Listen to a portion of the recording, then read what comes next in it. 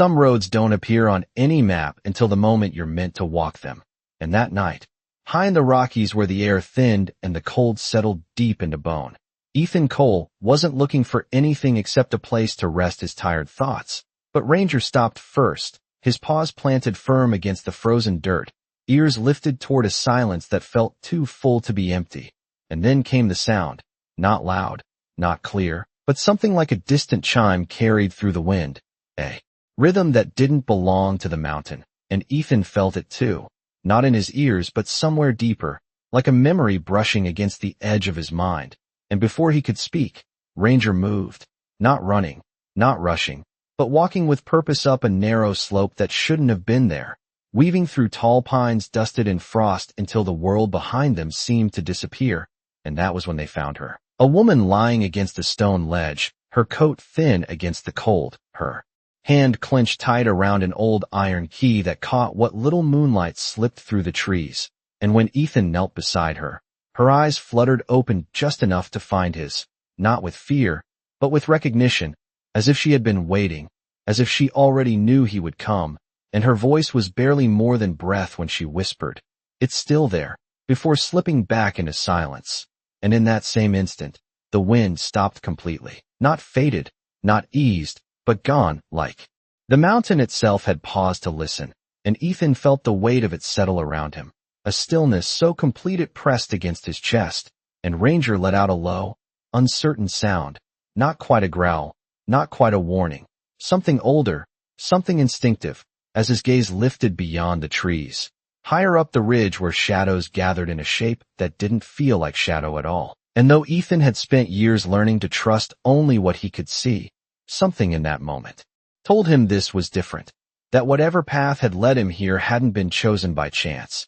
And as he carefully lifted the woman, feeling the faint warmth still holding on beneath the cold, the iron key slipped slightly in her hand, revealing a worn symbol etched into its surface, a mark that stirred a strange familiarity he couldn't explain, and somewhere far above them, beyond sight, beyond reason, something unseen seemed to be waiting, patient and certain, as if it had all begun long before Ethan ever set foot on that mountain and was only now beginning to reveal itself. The cabin they found was not marked on any trail map, just a weathered structure tucked between tall pines as if it had grown there instead of being built, its wooden walls silvered by years of wind and snow. And Ethan pushed the door open with care, the hinges answering with a low, tired creak that seemed louder than it should have in the heavy stillness surrounding them. And inside the air was cold but untouched, as though time had stepped out and forgotten to return, and he laid the woman gently on a narrow cot near the far wall, while Ranger circled once, then settled beside her, eyes alert, ears still tuned to something Ethan could not hear, and for a long moment there was only the quiet rhythm of her breathing and the faint whisper of frost against the windows, until she stirred, her fingers tightening again around that iron key, and her lips moved before her eyes even opened, forming words that came soft but certain. "You heard it too."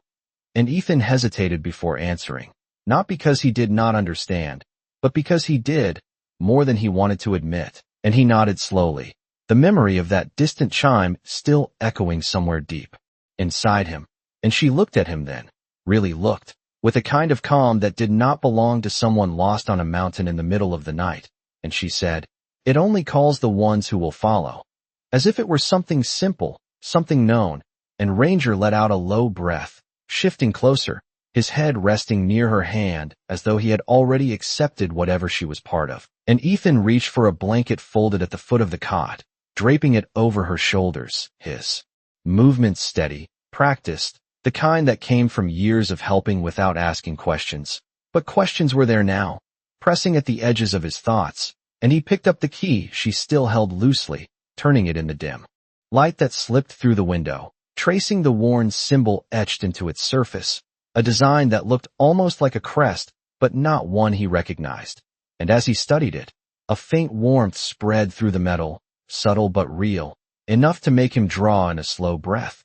And Ranger's ears lifted sharply at the same moment, his gaze turning toward the back wall of the cabin where nothing stood except aged wood and shadow. Yet something about that space felt different, as if it were not entirely empty. And the woman followed the dog's attention, her voice steadier now as she whispered, "It is closer than you think." And Ethan felt that same quiet pressure settle again. Not fear, not danger, but something like being watched by a place rather than a person. And outside, the wind did not return. The trees remained still, and the mountain held its silence as if it were waiting for the next step to be taken. And though Ethan had come here with no intention of staying, he understood, without needing to say it aloud, that leaving was no longer the path in front of him, because somewhere beyond that cabin, beyond the reach of maps and memory, something had already begun to open, and it was not waiting for permission, only for him to follow. Morning did not arrive the way it should have. There was no gradual light spilling over the ridgeline, no soft transition from night to day, only a slow thinning of darkness, as if the mountain itself decided when to reveal what lay beyond. And Ethan stepped outside the cabin with a quiet breath, the cold air sharper now, cleaner, carrying a faint metallic scent that lingered at the edge of awareness. And Ranger followed closely, his posture different from the night before, more focused, as though whatever had called them here was no longer distant but near. And the trees stood motionless, their branches heavy with frost that did not fall, and for a moment everything felt suspended, like a held note that refused to resolve. And then Ranger moved, not toward the trail they had taken, but behind the cabin, his paws pressing into untouched snow where no tracks should have existed. And Ethan frowned, scanning the ground, because the surface looked smooth, undisturbed, yet the dog walked as if following a path laid long ago, one only he could see. And with each step the silence deepened, not empty but listening. And when Ranger stopped, it was at the base of a stone outcrop half buried beneath earth and roots, a place Ethan was certain had not been there the night before.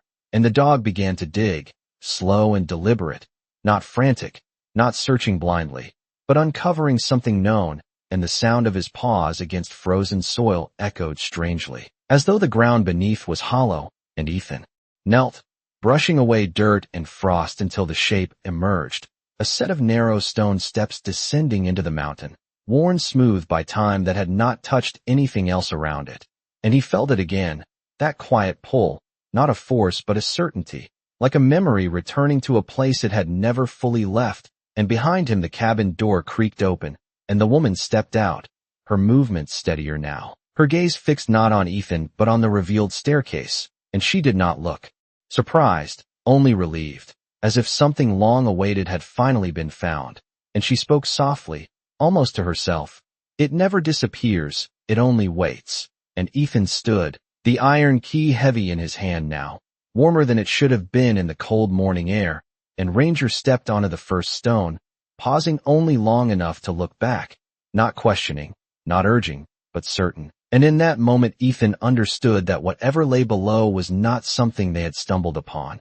It was something that had been guiding them, step by step, through silence, through instinct, through choices that had never felt like choices at all. And as he took his first step down, the light above seemed to dim just slightly, not fading, but shifting, as though the mountain itself was closing one chapter behind them, while opening another that had been waiting far longer than any of them could measure. The air grew cooler with every step downward, not the sharp cold of the mountain above, but a deeper, steadier chill that seemed to come from the stone itself. And Ethan placed his boots carefully along the narrow staircase, each step worn smooth as if countless others had passed here long before him, though no sign of them remained. And the light from above faded gradually, replaced by a dim glow that did not come from any visible source, a soft, pale illumination that clung to the walls like mist. And Ranger moved ahead with quiet confidence, his nails making faint, rhythmic clicks against the stone, a steady sound that grounded Ethan as the silence pressed closer. And behind him, the woman followed without hesitation, her breathing calm, her steps sure, as though she had walked this path in memory long before her feet ever touched it.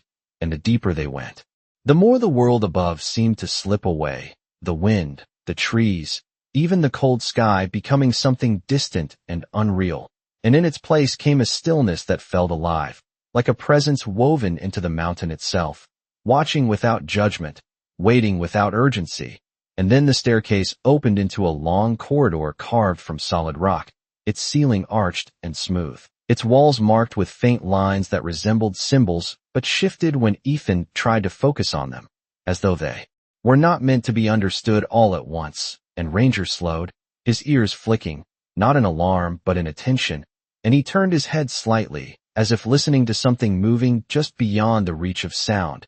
And Ethan felt it too, a subtle vibration beneath his boots, not enough to shake the ground, but enough to suggest that something deep within the mountain was stirring. And he reached into his pocket, his fingers closing around the iron key, and as he brought it into the dim light, the metal seemed to respond, its surface warming again, the etched symbol catching the glow in a way that made it appear almost alive. And the woman stepped beside him, her gaze fixed on the corridor ahead, and she spoke quietly, her voice carrying a certainty that did not ask for belief. "This is where it begins to remember." And Ethan frowned slightly, the words settling in his mind like a question he could not yet form. And before he could speak, Ranger moved forward again, stopping at a heavy wooden door set into the stone at the end of the corridor, its surface aged but intact, reinforced with iron bands that bore the same symbol as the key. And the dog sat down, not impatient, not restless, simply waiting, his eyes lifting to Ethan with a calm that felt almost knowing. And Ethan stepped closer, the key now warm in his hand, the air around the door different, thicker somehow, as if the space beyond it held something the rest of the mountain did not. And for a moment he hesitated, not out of fear, but because he understood that whatever lay on the other side was not just a place, it was an answer, and answers had a way of changing more than questions ever could. And then, with a slow breath, he raised the key toward the lock, feeling the quiet weight of something unseen guiding the moment, not forcing it, only confirming it, as though the path had already been chosen long before he arrived.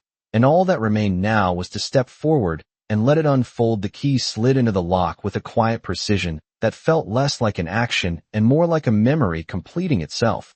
And for a moment nothing happened, no click, no shift, only a stillness so complete it seemed to stretch time itself, until a soft sound finally emerged, not from the door but from within the walls around them, a low, resonant tone that echoed gently through the corridor, as if the mountain had recognized something it had been waiting for. And Ethan felt the vibration move through his hand, through the key, through the very air between each breath. And then the lock turned on its own, slow and deliberate, and the door eased inward without resistance, revealing a space beyond that should not have existed beneath so much stone. And yet there it was, a wide chamber lit by a warm, steady glow that did not flicker, casting soft gold across polished floors and tall wooden beams that rose overhead, as though the room had been built not inside the mountain, but protected by it. And Ranger stepped forward first, his movements calm, his tail low but steady, not cautious, not afraid, simply aware. And Ethan followed, his boots meeting the smooth surface with a quiet echo that seemed to fade before it could fully form, as if sound itself behaved differently here. And behind him the woman entered without hesitation, her gaze sweeping the room with a quiet familiarity that did not surprise her. And along the walls stood shelves lined with objects that spoke of time without decay, old lanterns, carefully folded maps, journals bound in worn leather, all preserved in a way that felt intentional rather than accidental. And at the center of the chamber stood a long wooden table, its surface marked with the same symbol as the key, carved deeply into the grain, as though it had always belonged there. And Ethan approached slowly, his hand brushing the edge of the table, feeling the warmth that lingered in the wood, a warmth that should not have been possible so far beneath the mountain. And Ranger stopped beside him, his ears lifting once more, not toward a sound but toward something unseen. And then he lowered his head slightly, a gesture Ethan had come to recognize not as submission, but as acknowledgement. And the woman stepped forward, her voice soft but steady as she said, "It remembers who comes with nothing but kindness." And Ethan turned to her, the words settling deeper than he expected, because he had not come here seeking anything, not answers, not reward, not even meaning. And yet everything around him suggested that something had been waiting for exactly that. And as he looked back toward the table, the surface shifted ever so slightly, not moving but revealing, as if a thin layer of time had been lifted away, exposing a single envelope resting at its center, untouched yet newly present.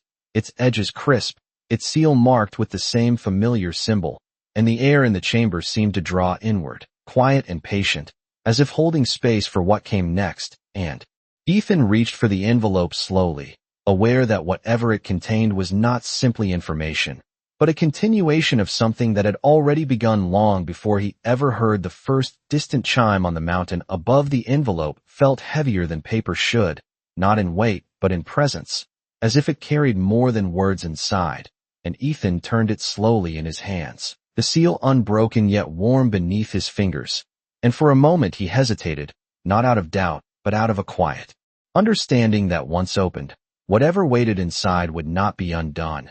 And Ranger shifted beside him, his body still, his gaze steady on the envelope, not curious but certain, as though he already knew what it meant. And the woman stood across the table, her expression calm, her eyes reflecting the soft, golden light that seemed to breathe through the chamber itself. And Ethan finally broke the seal, the sound soft but clear in the stillness. And as he unfolded the paper inside, the air seemed to settle even further, drawing inward as if listening. And the writing was precise, steady, untouched by time, each letter formed with a care that felt deliberate, and he read silently at first, his eyes moving across the page. But the words seemed to echo in his mind as though they were being spoken, somewhere just beyond hearing. To the one who arrives not in search, but in service, this place has waited. And Ethan felt something shift inside him, not surprise, not disbelief, but recognition, a quiet alignment between what he had done and what he had never intended to find. And he continued, his breath slow, his hands steady. This house does not belong to those who seek to own, but to those who are willing to protect what cannot be seen. And the words lingered, settling into the space around him, and he glanced up briefly, his eyes meeting the woman's, and there was something unspoken there, something that passed between them without the need for explanation. And Ranger lowered himself to the ground, resting calmly at Ethan's side, his presence grounding, constant, and Ethan returned to the letter, the final lines written with the same unwavering hand. If you are reading this, then the path has already chosen you, and what remains is not whether you will accept, but whether you will understand. And as he reached the end, the paper seemed to grow still in his hands, the words complete, the message delivered. And for a long moment no one spoke, the chamber holding its quiet, patient silence. And then the woman stepped closer, her voice soft but clear. It does not ask for anything more than what you already are. And Ethan exhaled slowly, the weight of everything settling into something steady, something real. And he looked around the room once more, the preserved objects, the warm light, the stillness that did not feel empty but full. And he realized that nothing here had been abandoned. Nothing forgotten, only waiting. And as that thought settled, the walls seemed to respond in the smallest of ways, a faint shift in the light, a subtle deepening of the warmth, as if the place itself acknowledged his presence not as a stranger, but as someone expected. And though he had come to the mountain with nothing but the quiet intention to keep moving forward, he understood now that some paths did not lead away from where you stood, but deeper into something that had been waiting for you all along. The silence that followed did not feel empty. It felt settled, as though the chamber itself had exhaled after a long wait. And Ethan stood there with the letter still in his hands, not reading it again, but feeling its meaning settle deeper with each passing second. And Ranger remained close, his steady presence anchoring the moment, his eyes calm, but watchful, as if he understood that something unseen had shifted into place. And the woman moved slowly around the table, her fingertips brushing lightly over the surface as though greeting something familiar. And when she spoke, her voice carried a quiet certainty that did not seek to convince. This place does not choose often. And Ethan looked at her, not questioning the truth of it, but sensing that what she said was only part of something larger. And he folded the letter carefully, placing it back on the table where it had first appeared. And as his hand left the paper, the symbol carved into the wood beneath seemed to catch the light more clearly, its lines deepening, becoming more defined, as if responding to his touch. And a faint warmth spread outward from that point, subtle but undeniable, traveling through the table, into the floor, into the air itself. And Ranger lifted his head slightly, his ears tilting as though listening to a sound that had not yet fully formed. and Ethan felt it then, not a vibration this time, but a presence, something that moved without motion, that existed without form, and it did not press or demand.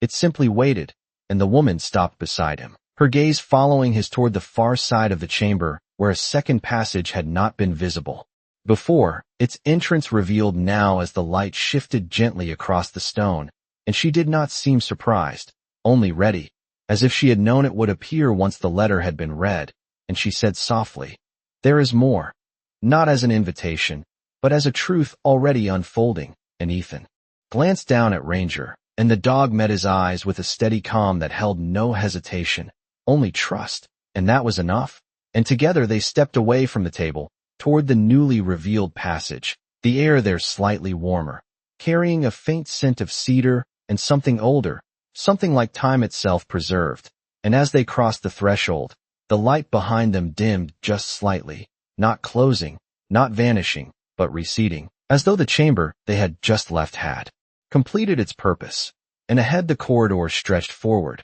its walls smoother, its path clearer, and with each step Ethan felt less like he was entering something unknown and more like he was returning to something that had always been waiting just beyond his reach.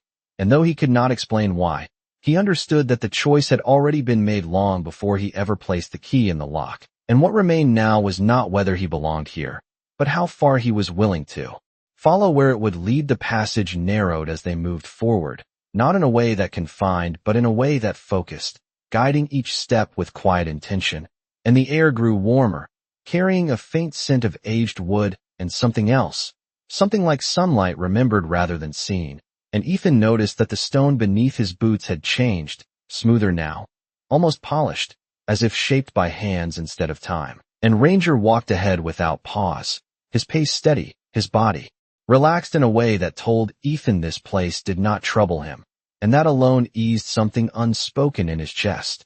And after what felt like several minutes, though time itself seemed less certain here, the corridor opened into another space, larger than the one before, but different in its presence, not a chamber hidden within the mountain, but something that felt almost like a home, and Ethan stepped inside slowly, his breath catching just slightly as the room revealed itself, a wide hall, with tall windows carved directly into the rock. Yet beyond them there was light, not the dim glow of the passage, but a soft, natural brightness as if the mountain had made room for the sky, and dust did not settle here, nothing felt abandoned. Instead, everything held a quiet sense of care, as though it had been tended without hands, and along the walls hung framed photographs, their edges worn but their images clear, faces of people Ethan did not know, men and women standing in front of the same place he now stood, their expressions calm, their eyes carrying the same quiet understanding he had begun to feel, and he moved closer to one frame, drawn without knowing why, and as he looked at it, a subtle shift passed through him, not a memory exactly, but a feeling, like standing in a place where something important had once happened, and Ranger stopped beside him, his gaze lifting toward the far end of the hall where a staircase rose gently upward, its wooden steps untouched by time.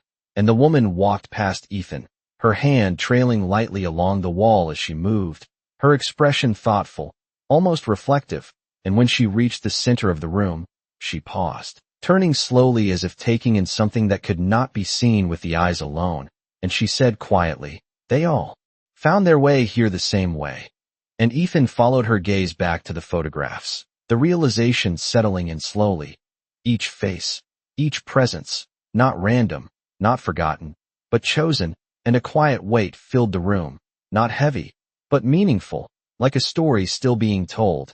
And as Ethan stepped further inside, the light shifted gently, not dimming, but focusing, guiding his attention toward a single doorway at the far end, slightly open, its edges framed in the same symbol he had seen on the key, and Ranger began to move toward it, not rushing, not hesitating, simply continuing along the path that had never truly ended, and Ethan followed, understanding now that this place was not just revealing itself, it was unfolding, piece by piece, in a way that could not be forced or rushed, and as he reached the doorway, the air grew still again, carrying that same quiet sense of waiting, and he realized that whatever lay beyond would not just show him something new, it would ask.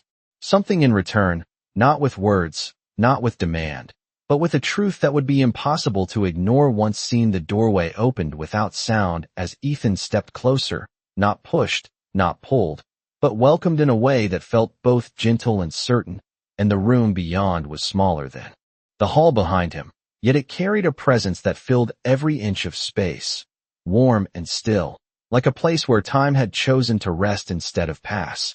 And the light here was different, softer, almost golden, as though it came from within the walls themselves rather than any visible source. And Ranger entered first, his movements slow, deliberate, his head slightly lowered not in fear, but in recognition, and Ethan followed, feeling the subtle shift in the air, a quiet settling that wrapped around him like something familiar he could not quite name. And at the center of the room stood a single wooden desk, simple in its design but placed with purpose, its surface clear except for one object resting at its center, a framed photograph. And something about it drew Ethan forward without hesitation. And as he stepped closer, the faint sound returned, that distant chime he had first heard on the mountain, not loud, not overwhelming, but present, steady, as if marking a moment long. Prepared, and Ethan reached the desk, his eyes lowering to the photograph. And what he saw made him pause, not in shock, but in a quiet stillness that held more weight than surprise ever could, because the image was not of strangers, not entirely, but of a man standing beside a dog, both facing the same mountain ridge he had crossed, their figures captured in the same calm posture, the same quiet strength. And though the man's face was different, older in its lines, there was something unmistakably familiar in the way he stood, the way he carried himself. And beside him the dog looked forward with the same steady awareness that Ranger now held. And Ethan felt a slow breath leave his chest as the understanding began to take shape, not fully formed but undeniable. And behind him the woman stepped closer, her voice soft as she spoke. Every one of them thought they were only passing through. And Ethan did not turn, his gaze still on the photograph, because something deeper had begun to settle within him, a sense that this was not a coincidence, not a pattern by chance, but something chosen, something repeated not out of necessity, but out of purpose. And Ranger moved to Ethan's side, his shoulder brushing lightly against his leg, grounding him in the present even as the past seemed to reach forward through the image before him. And the faint chime grew just slightly clearer, not louder, but closer, as if it no longer echoed from a distance but existed within the room itself. And Ethan lifted his hand slowly, his fingers brushing the edge of the frame, and the moment he touched it, the light shifted again, deepening, focusing, and for an instant, just long enough to be felt rather than seen. It was as though the room itself responded, acknowledging not just his presence, but his understanding. And in that quiet, steady moment, Ethan realized that what lay before him was not simply a reflection of those who came before, but a continuation, and that whatever path had led him here was not ending, but unfolding into something that had already begun long before he ever heard the first sound that brought him to the mountain. The moment Ethan's fingers rested against the frame, the faint chime shifted into something steadier, not louder, but more defined, like a rhythm, finding its place. And the light in the room responded in kind, drawing inward toward the desk as if centering itself around that single point in time. And for a brief instant, the edges of the photograph seemed to blur, not disappearing but softening. And Ethan felt it again, that quiet pull, not from outside but from within, as though something long buried beneath memory had begun to stir. And Ranger remained at his side, still and grounded, yet his ears flicked once, twice, tracking something that moved beyond sight. And the woman stepped closer, her gaze steady on the photograph, her voice calm but carrying a deeper weight now. It shows you what has already been accepted. And Ethan did not look away, because he understood that whatever this moment was, it was not meant to be rushed or questioned, only experienced. And as he continued to look, the image began to shift in a way that did not feel like movement, but like clarity, detail sharpening, light deepening, and for a second that stretched just beyond time. He saw more than a still image. He saw the man turn slightly, not fully, just enough to suggest awareness, and the dog beside him lifted its head in the same quiet motion Ranger had made moments before, and then it was gone, the photograph still once more, unchanged too. Any eye that might not have been there to witness it. And Ethan drew a slow breath, not startled, not shaken, but steadied by something he could not yet name. And behind him the room remained silent, yet not empty, filled with that same presence that had followed him from the first step on the mountain. And he lowered his hand from the frame, the warmth lingering faintly in his fingertips, and turned slightly, his gaze moving across the room as if seeing it for the first time, not as a place hidden beneath stone, but as something alive, something aware. And the woman met his eyes, her expression unchanged, yet there was a quiet understanding there, something shared without needing to be spoken, and she said softly, "It is not asking you to become something new." And Ethan felt those words settle, not as a question but as an answer he had been circling since the moment Ranger first stopped on that frozen trail. And Ranger shifted then, stepping forward toward the far side of the room where another door stood, smaller, almost unremarkable compared to everything else. Yet something about it held Ethan's attention immediately, and the dog paused there, looking back just once, not urging, not waiting, simply acknowledging, and Ethan followed, each step steady, the weight of uncertainty replaced by something quieter, something more certain. And as he reached the door, the air changed again, not warmer, not colder, but clearer, as if whatever lay beyond it did not belong to the mountain at all. And he placed his hand against the handle, feeling no resistance, only a quiet readiness. And in that moment he understood that what he had seen in the photograph was not a glimpse of the past, but a reflection of a path that continued forward. And whatever lay beyond this door would not show him where he had been, but where he was meant to stand next. And without hesitation, he turned the handle and stepped through, not as someone searching anymore, but as someone who had finally begun to understand why he had been led here in the first place. The space beyond the door did not feel like a room at all. It felt open, vast in a way that should not have been possible beneath layers of mountain and stone. And Ethan paused just inside the threshold, his breath slowing as his eyes adjusted to the light that spread out before him. Not bright, not blinding, but clear, like early morning sunlight stretching across a quiet valley. And Ranger stepped forward without hesitation, his paws making no sound as they touched the smooth ground. His body relaxed in a way Ethan had only seen when the world around them felt safe, truly safe, and that alone told him more than anything else could have. And as Ethan moved further in, the space revealed itself. Gradually, a wide expanse that resembled an open hillside.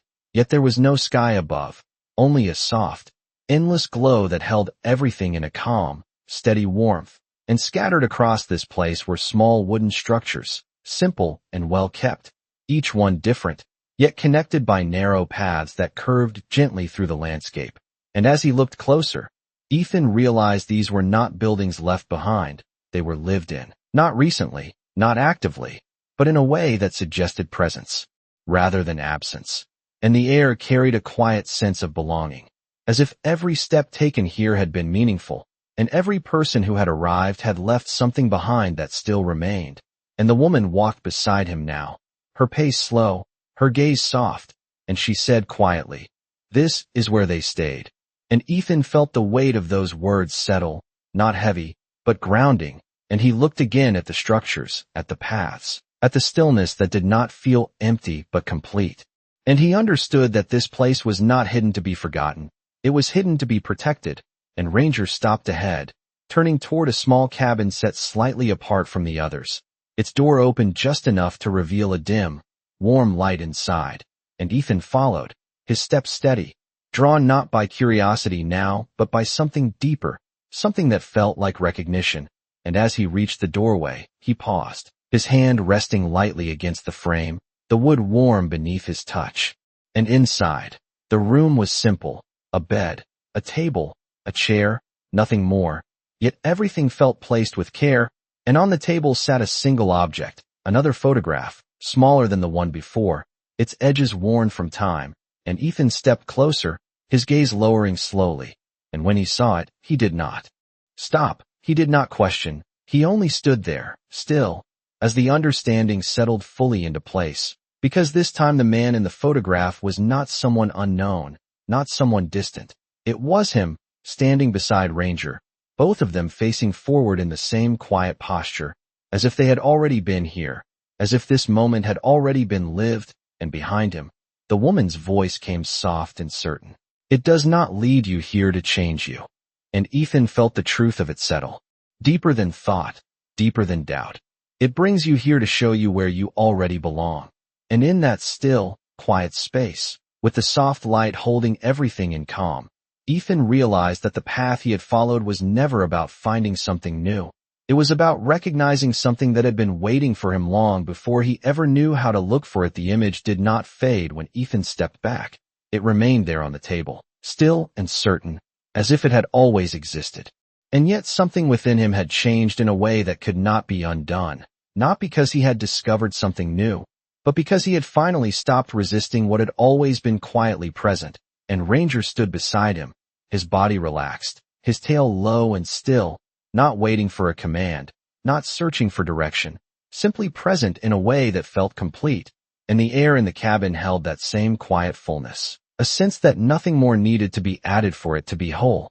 And Ethan reached out once more, not to question, not to test, but to acknowledge, his fingers resting lightly against the edge of the photograph. And this time nothing shifted, nothing changed, because it no longer needed to. And behind him, the woman stepped closer, her presence gentle, her voice steady as she spoke. It only reveals what you are ready to see. And Ethan nodded slowly, not as agreement, but as recognition. And for the first time since stepping onto the mountain, he did not feel like he was moving towards something unknown. He felt still, grounded, as if the path beneath him had finally settled into place. And outside the cabin, the soft light remained unchanged, neither growing nor fading, simply present, holding everything in a calm that did not ask to be understood. And as Ethan stepped back from the table, he noticed something he had not seen before. The door behind him was no longer open in the same way, not closed, not blocked, but distant, as if the space itself had shifted, gently reminding him that returning was no longer the purpose of being here. And Ranger moved toward the doorway, then paused, turning his head slightly, not in question, but in quiet acknowledgement. And Ethan followed, stepping back into the open expanse where the paths stretched out between the small cabins. And this time the place did not feel unfamiliar. It felt known, not in detail, but in truth. And the woman walked beside him for a few steps before slowing, her gaze lifting toward the soft horizon that had no edge. And she said quietly, "This is where the path stops asking and starts becoming." And Ethan let those words settle, not needing to define them, because he could already feel what they meant. And for the first time, he did not look ahead searching for the next step. He simply stood where he was, aware of the quiet presence around him, the steady breath of the place itself.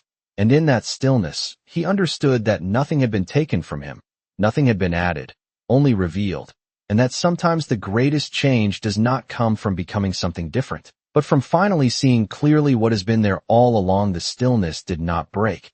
It deepened, settling around Ethan like something that had finally found its place. And he stood there with Ranger beside him, the quiet stretching not as emptiness but as completion. And for the first time since the mountain had called him, there was no pull forward, no unseen force guiding his steps, only a calm certainty that he had already arrived where he was meant to be. And the soft light that filled the open expanse seemed to breathe gently, rising and falling in a rhythm so subtle it could only be felt, not seen. And Ethan closed his eyes for a moment, not to escape, but to listen. And in that silence he understood something that words had never fully carried, that every step he had taken, every moment of choosing to help when he could have walked away, every quiet act that no one had seen, had been part of a path that did not begin on that mountain and would not end within it. And Ranger shifted slightly, pressing closer against his side, a steady reminder of everything they had carried together, everything they had endured without needing to speak it aloud. And when Ethan opened his eyes again, the place before him felt no different, yet everything within him had settled into a clarity he had not known before. And the woman stood a short distance away now, her figure softened by the light, her expression peaceful, and she did not speak again, because nothing more needed to be said. And slowly, without urgency, Ethan took a step forward along one of the narrow paths, not because he was being led, but because he chose to continue. And this time the path did not feel like something separate from him. It felt like an extension of who he already was.